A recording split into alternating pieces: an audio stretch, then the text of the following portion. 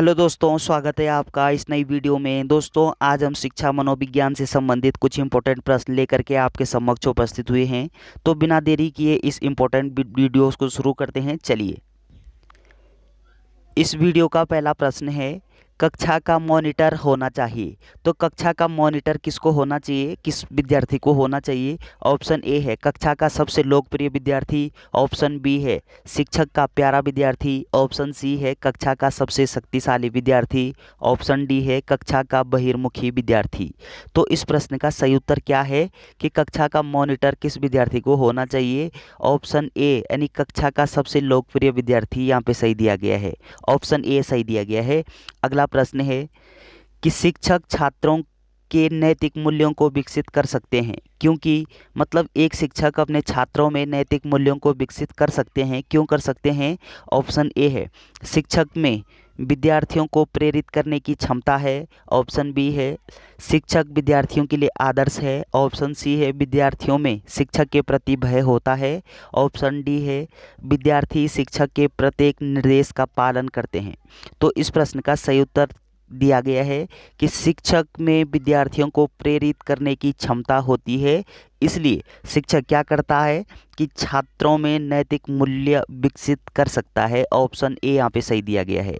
अगला प्रश्न है, यह माना जाता है कि महिला शिक्षक प्राथमिक स्तर की शिक्षा के लिए अधिक उपयुक्त है, क्योंकि मतलब प्राथमिक स्तर पर यदि महिला शिक्षिका हो तो वह ज़्यादा उपयुक्त होती है, क्यों? ऑप्शन ए है वे बच्चों के साथ धैर्यपूर्वक और प्यार से काम करती हैं, ऑप्शन बी है उनके पास अन्य व्यवसायों के लिए कम अवसर है, ऑप्शन सी है वे कम वेतन पर काम करने के लिए सहमत होती है, और ऑप्शन डी है स्पेशल के लिए कुछ योग्यता की कोई आवश्यकता नहीं है। तो इस प्रश्न का सही उत्तर क्या होना चाहिए कि प्राथमिक स्तर पर एक महिला शिक्षिका ज़्यादा उपयुक्त होती है। तो इस प्रश्न का सही उत्तर वे बच्चों के साथ धैर्यपूर्वक और प्यार से काम करती है। ऑप्शन ए यहाँ पे सही दिया गया है। अगला प्रश्न है, जब आप किसी व्यक्ति को दरवाज़ा बंद करने का निर्देश देते हैं और वह कड़ाई से निर्देश का पालन करता है, तो यह निष्कर्ष निकाला जा सकता है कि ऑप्शन ए है आपने एक प्रभावी निर्देश दिया है, ऑप्शन बी है संदेश ग्राही द्वारा प्राप्त किया गया है, ऑप्शन सी है आपने अपना संदेश भली भांति स्पष्ट किया है, ऑप्शन डी है कि ग्राही आपके आदेश को स्वीकार करने के लिए तैयार है। तो इस प्रश्न का सही उत्तर क्या होना चाहिए?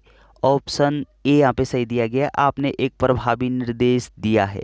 ऑप्शन ए यहाँ पे सही दिया गया है। अगला प्रश्न है, कक्षा कक्ष में संचार निर्भर करता है। तो कक्षा कक्ष में संचार किस पर निर्भर करता है, ये आपको बताना है।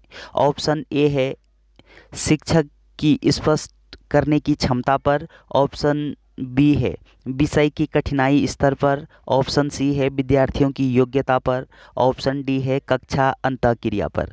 तो इस प्रश्न का सही उत्तर क्या है कि कक्षा कक्ष में संचार किस पे निर्भर करता है, वाद विवाद किस पे निर्भर करता है, जो इंटरेक्शन होता है वो किस पे निर्भर करता है? आपका सही उत्तर होगा कि कक्ष अंतःक्रिया पर। ऑप्शन डी यहाँ पे सही दिया गया है कि सदैव कक्षा कक्ष में क्या होना चाहिए, अंतःक्रिया होना चाहिए, शिक्षक और छात्र के बीच में इंटरेक्शन होना आवश्यक है, और इसी को हम क्या बोलते हैं, सजीव कक्षा, यानी जहाँ पे लगातार समय समय पर इंटरेक्शन होता रहता है उस कक्षा को हम क्या बोलेंगे, सजीव कक्षा या फिर एक्टिव कक्षा।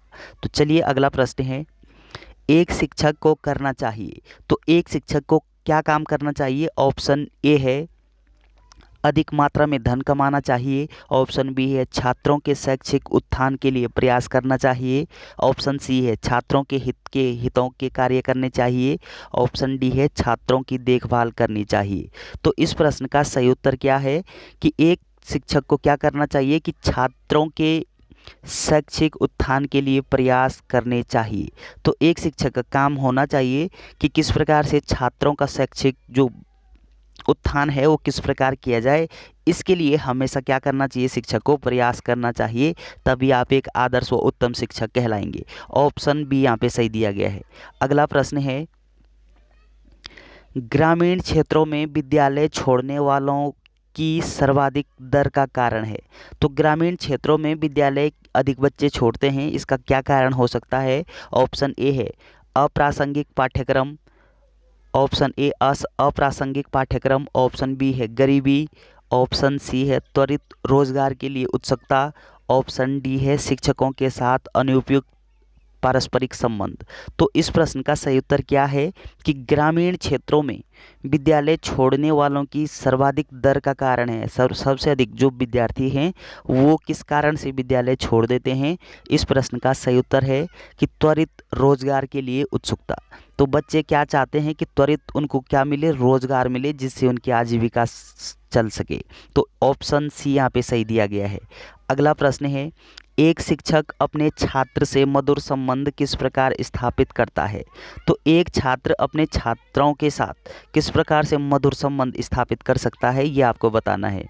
ऑप्शन ए है उन्हें सदैव हंसी मजाक करके, ऑप्शन बी है उनसे उचित दूरी बना करके, ऑप्शन सी है उनकी समस्याओं को सुनने के बाद उसका निदान करके, ऑप्शन डी है छात्रों को अपना परम मित्र बना करके। तो मतलब एक शिक्षक अपने छात्रों से मधुर संबंध किस प्रकार बना सकता है? इस प्रश्न का सही उत्तर ऑप्शन सी उनकी समस्याओं को सुनने के बाद उनका निदान करना ये आवश्यक है। तो जब एक शिक्षक छात्रों की जो समस्याएं होती हैं उन समस्याओं को जान करके उनको दूर करने का जब प्रयास करता है, तब एक छात्र और शिक्षक के मध्य क्या हो सकता है कि एक मधुर संबंध स्थापित हो सकता है। ऑप्शन सी यहाँ पे सही दिया गया है। चलिए अगला प्रश्न है, यदि कुछ निर्धन छात्र आपसे अतिरिक्त समय में पढ़ना चाहते हैं तो आप, यानी कुछ विद्यार्थी गरीब हैं, निर्धन हैं, वो आपसे अतिरिक्त कक्षा पढ़ना चाह रहे हैं, अतिरिक्त समय पढ़ना चाह रहे हैं, आप शिक्षक होने के नाते क्या करोगे, क्या सुझाव दोगे उनको? ऑप्शन ए है उनको ट्यूशन लेने के लिए कहेंगे, ऑप्शन बी है उन्हें टालते रहेंगे, ऑप्शन सी है आवश्यकता अनुसार समय समय पर उनकी कठिनाइयों को पूरा करेंगे, ऑप्शन डी है उन्हें किसी अन्य शिक्षक के पास भेजेंगे।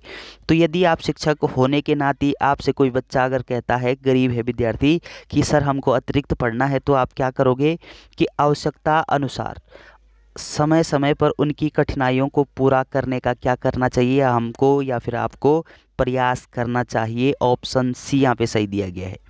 अगला प्रश्न है, शैक्षिक यात्रा के दौरान बैठने की जगह को लेकर एक छात्र किसी वृद्ध से झगड़ा कर बैठता है तो मैं, इस प्रश्न का सही उत्तर क्या है? नहीं, शैक्षिक यात्रा हो रही है और उस शैक्षिक यात्रा में एक छात्र क्या करता है, किसी वृद्ध व्यक्ति के साथ झगड़ा कर बैठता है, तो आप क्या करोगे?